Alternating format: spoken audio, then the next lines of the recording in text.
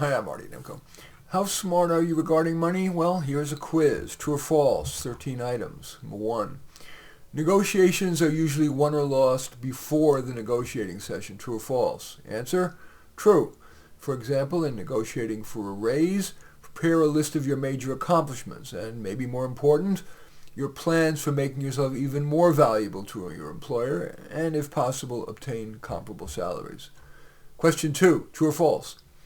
Rule of thumb: reject the first offer, accept the second. True. Anything you'd get in a subsequent round of negotiation usually imposes too great a risk or too big a price. For example, negotiating beyond a second round could result in the offer being withdrawn, or unduly heightened expectations for your performance, resentment by peers, or enmity from your boss in your having pushed so hard. Question 3. In negotiating your compensation, salary should usually be the most important item. False. Additional salary will be taxed at your top federal, state, and perhaps local income tax rates. And unless you're talking solid six-figure income, you're also going to pay more Social Security, workers' comp, and so on. So you'll probably come home with only half of what you negotiated. And in addition, the employer gets nothing in exchange. It's usually wiser to focus your negotiation on non-taxable items. Job description, which benefits the employer and you, accentuating your strengths. Training budget, which benefits the employer and you, who you report to, your title, and the percentage of work that you'll do remotely. Question 4.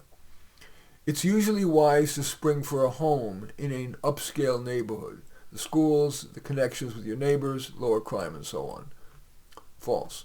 Generally, those benefits end up being small compared with the huge cost difference, not just in dollars, but in the psychological cost of taking on a large mortgage. For example, we like to think that good schools make a great difference in kids, but there's little evidence that that's true.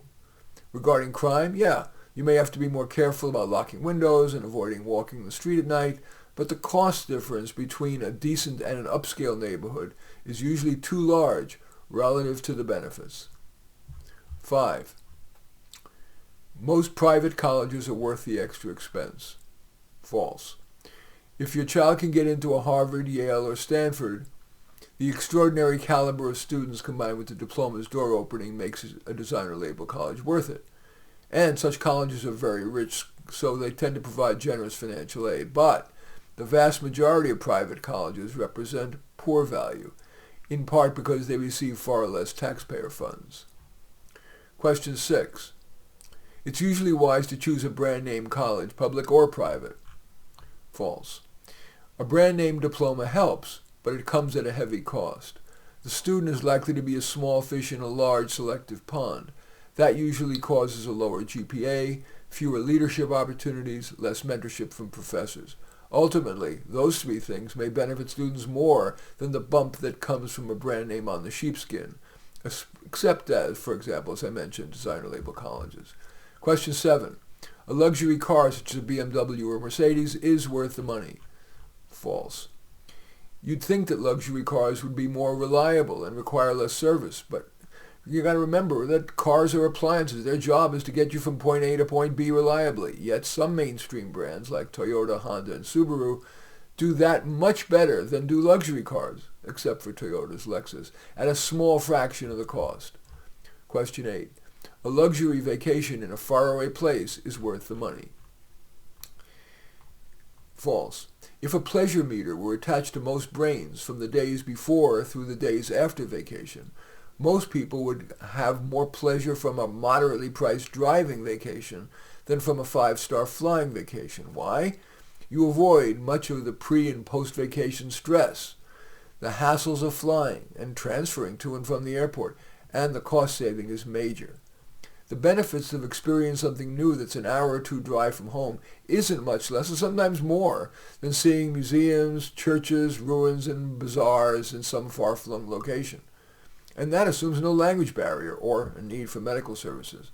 I once broke a tooth in Mexico, and the concierge recommended a dentist, and as soon as the dentist moved his hand near my mouth, I smelled feces on his hand. Of course, that could happen anywhere, but it never has for me in the United States.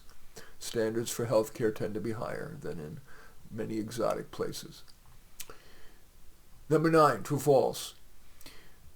The costs of mutual funds and exchange-traded funds, that's ETFs, vary widely. That is true. Loaded funds such as Oppenheimer, Putnam, and American Group charge all in roughly on average 5% a year.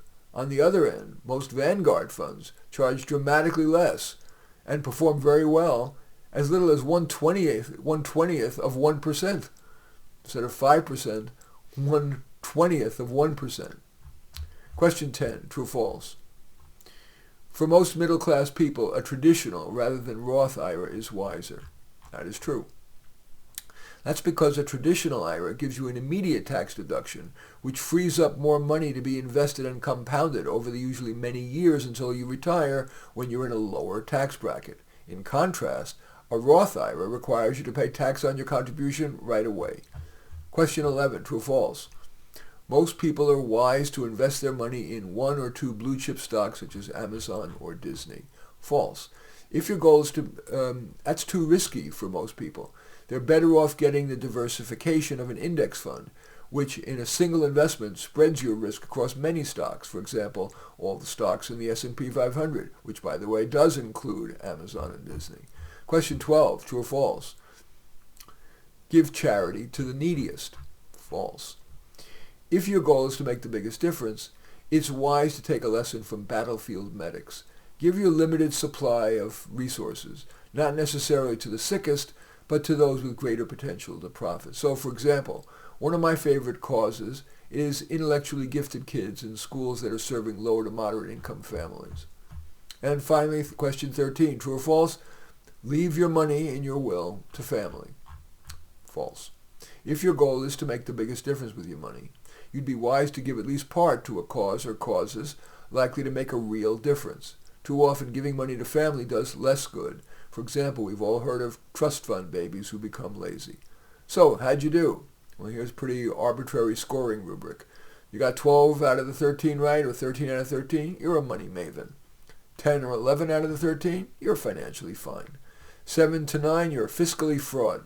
Your answers were no better than random. And if you scored 0 to 6, you are a numerical novice. The good news is that you have lots of sources for improvement, so there is much basis for hope. So now, having taken this little quiz, is there anything that you want to do differently? In any event, I do thank you for watching. I'm Marty Nemko. I welcome your thumbs up and accept your thumbs down.